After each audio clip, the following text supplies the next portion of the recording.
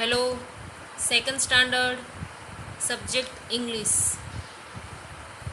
Previous video में हमने जो एक्सरसाइज की थी वो क्वेश्चन 6 करेक्ट दिस सेंटेंस, और ये हमने लिख दिया था। उसके बाद जो हमारा क्वेश्चन नंबर 7 है वो है मैच ए विथ बी। ए में होगा एनिमल और बी में होगा एनिमल्स ग्रुप।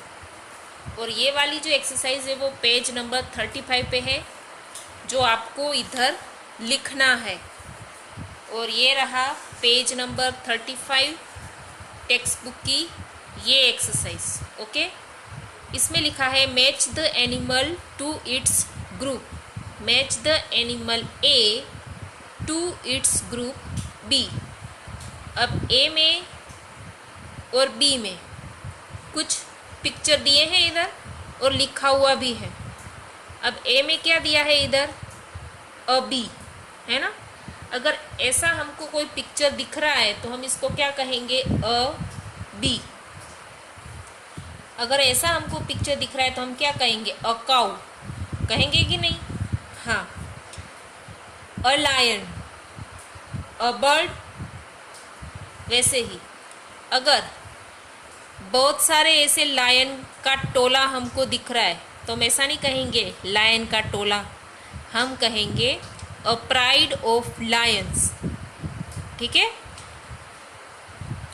अगर हमको इतने सारे बर्ड्स आसमान में उड़ते जाते अगर हम उनको देखते हैं तो हम ऐसा कहेंगे कि अ फ्लॉक ऑफ बर्ड्स, यानी कि सामने वाला समझ जाएगा अ फ्लॉक ऑफ बर्ड्स मतलब बर्ड्स का टोला आसमान में से जा रहा है ना। तो बर्ड्स का टोला ऐसा नहीं, क्या बोलेंगे, अ फ्लॉक ऑफ बर्ड्स। फिर अगर मधुमक्खियाँ ऐसे साथ में होती है, सारी मधुमक्खियाँ ही होती है, तो उसको कहा जाता है अ स्वार्म ऑफ बीस। क्या कहा जाता है, अ स्वार्म ऑफ बीस। ये वालों जो हैं वो उस टोले के नेम ही हैं, तो आपको ये टोले के नेम्स याद रखना है। अ हर्ड ऑफ काउज, अगर आपको बहुत सारी ऐसे काउज दिखती है तो उसको कहा जाएगा अ हर्ड ऑफ काउज, है ना।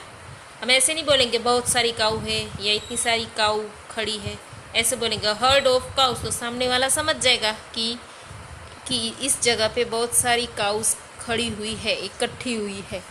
ओके, तो अ बी उसका होगा मैच होगा अ स्वार्म ऑफ बीस। फिर अ काउ तो a herd of cows. A lion तो a pride of lions. And a bird तो अ फ्लॉक ऑफ बर्ड्स। तो ये था हमारा क्वेश्चन नंबर 7, जो आप लोग ऐसे इधर नोटबुक में करोगे।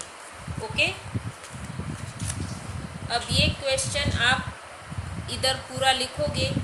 उसके बाद है question number 8, right answer in 2 और 3 सेंटेंस। अब नीचे नीचे दिए गए क्वेश्चंस के आंसर आपको 2 या तो फिर 3 सेंटेंस में लिखने हैं। उसमें फर्स्ट क्वेश्चन है, how does an elephant have a bath. Elephant जो है वो कैसे बात करता है, हाउ डज कैसे, an elephant have a bath कैसे बात करता है एलिफेंट। तो वैसे तो हमको पता ही है कि एलिफेंट जो है अपनी ट्रंक में पानी भरता है और फिर खुद के ऊपर ब्लो करता है, तो वैसा ही हम लिखेंगे, an elephant fills his trunk with water. यानी कि एलिफेंट जो है वो अपनी ट्रंक को वाटर से भरता है। And blows it over himself, और फिर फूंकता है खुद के ऊपर। एंड ब्लोस इट यानी कि वाटर फिर फेंकता है, ओवर यानी कि ओवर हिमसेल्फ यानी कि खुद के ऊपर।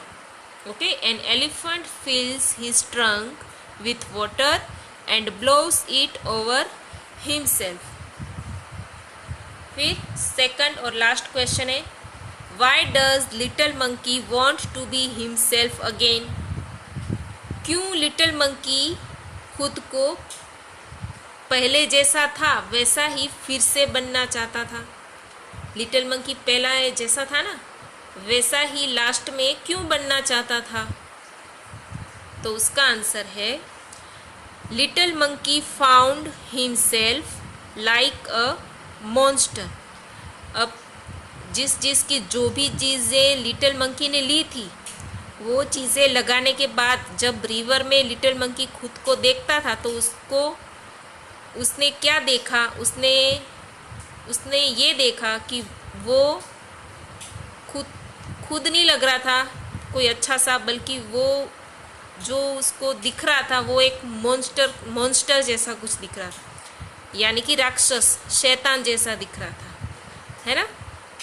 तो उसी तरीके से हम लिखेंगे लिटिल मंकी फाउंड हिमसेल्फ, यानी कि लिटिल मंकी खुद को देखता है लाइक अ मॉन्स्टर, मॉन्स्टर के जैसे खुद को पाता है मतलब जो नतीजा निकलता है वो सब जेब्रा की स्ट्रिप्स लगाने का, एलिफेंट की ट्रंक लगाने का, वो लगाने के बाद जो नतीजा आया वो क्या आया कि उसका लुक, ओवरऑल लुक उसका मॉन्स्टर जैसा दिखने लगा। इसलिए तो little monkey found himself like a monster, so he wanted to himself again. Little monkey खुद को एक मॉन्स्टर के जैसे पाता है, सो इसलिए ही वांटेड, यानी कि लिटिल मंकी चाहता था, टू हिमसेल्फ अगेन, वो जैसा था पहले वैसा ही बनना चाहता था। ओके, तो ये लेसन हमारा इधर कंप्लीट हुआ है। इसके बाद हम नए लेसन की ओर जा रहे हैं। Thank you students.